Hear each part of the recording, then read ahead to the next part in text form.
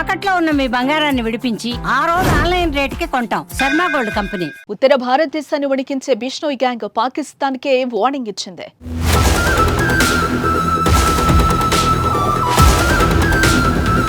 పెహల్గాం ఉగ్రదాడికి ప్రతీకారంగా లష్కరే తోయిబా చీఫ్ హఫీజ్ సయద్ ను లేపేస్తామంటూ సవాల్ విసిరింది. పాక్ వెళ్లి మరీ చంపేస్తామంటుంది బిష్నోయ్ గ్యాంగ్.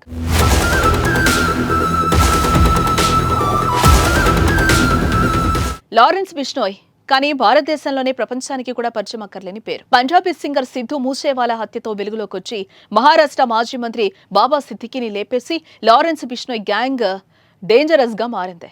ఇక బాలీవుడ్ కండల వీరుడు సల్మాన్ ఖాన్ కు చంపేస్తామని బహిరంగంగానే లారెన్స్ బిష్నోయ్ గ్యాంగ్ గత కొన్నాళ్లుగా బెదిరిస్తూ వస్తోంది.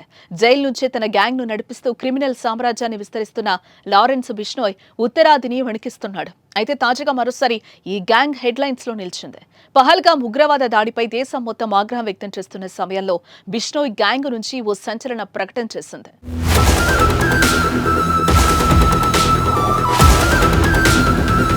ఉగ్రదాడిలో 26 మందిని చంపడాన్ని తీవ్రంగా ఖండించిన బిష్నోయ్ గ్యాంగ్ ప్రతీకారం తీర్చుకోవాలని ఉద్దేశాన్ని వ్యక్తం చేసింది. బిష్నోయ్ గ్యాంగ్ తమకు 1,00,000 మందితో సమానమైన వ్యక్తిని చంపుతామని పాకిస్తాన్ను బెదిరించింది.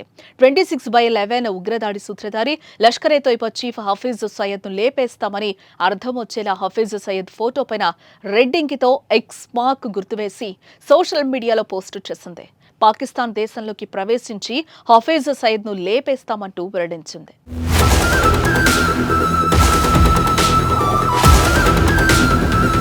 పదేళ్లుగా జైల్లో ఉంటూనే ఇంటర్నేషనల్ గ్యాంగ్ ని తయారు చేశాడు. ప్రస్తుతం లారెన్స్ కింద దాదాపు 700 మంది షూటర్లున్నారని సమాచారం. వీరి నెట్వర్క్ దేశంలోని 11 రాష్ట్రాల్లో విస్తరించింది.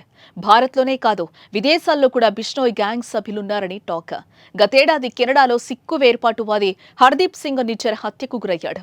ఈ హత్యను భారత స్పై ఏజెన్సీల కుట్రగా కెనడా ఆరోపించింది. భారత నిఘా సంస్థల అధికారులే లారెన్స్ బిష్నోయ్ కి కాంటాక్ట్ ఇచ్చి తన గ్యాంగ్ తో హత్య చేయించారని ఆరోపణలు చేశారు. లారెన్స్ కు దేశభక్తి ఎక్కువ. గతంలో ఆయన పాడిన దేశభక్తి గేయం లారెన్స్ దేశభక్తికి సంబంధించిన పోస్టులు వైరల్ అయ్యాయి. ఖలిస్తానీలు పాకిస్తానీలంటే లారెన్స్ కు అస్సలు పడదు.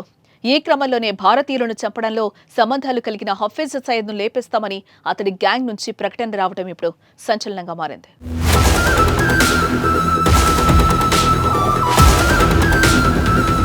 2008 ముంబై బాంబు పేలుళ్లకు ప్రధాన సూత్రధారి హఫీజ్ సయద్. భారత ప్రభుత్వం హఫీజ్ కోసం చాలా ఏళ్లుగా వెతుకుతోంది. అమెరికా వాంటెడ్ జాబితాలో సయీద్ కూడా ఉన్నాడు. ఏప్రిల్ 22న పహల్గాంలో 26 మంది పర్యాటకులను ఉగ్రవాదులు కాల్చి చంపారు. హఫీజ్ సయద్ కనుసన్నల్లోనే ఇది జరిగినట్లు భారత ప్రభుత్వం అనుమానిస్తోంది. ఏ క్షణమైనా భారత్ దాడి చేస్తుందనే భయంతో ఆయనకు పాక్ ప్రభుత్వం భారీ భద్రతను ఏర్పాటు చేస్తుంది. మరి భారత్ హఫీజ్ సయద్ విషయంలో ఏం చేస్తుందో చూడాలి.